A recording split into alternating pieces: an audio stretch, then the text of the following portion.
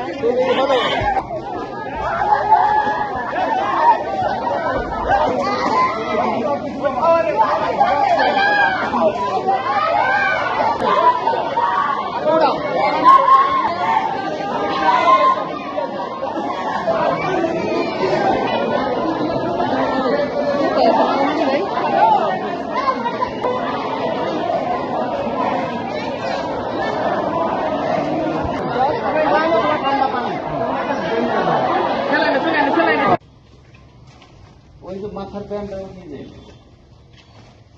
মাথার ব্যান্ড পলি আছে না, পলি মলি দিয়ে তুলতে পারবো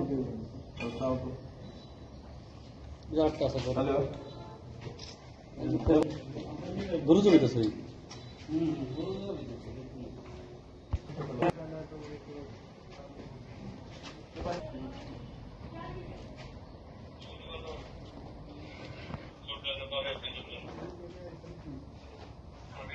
এরকম একটা জায়গায় তো আসার কথা না।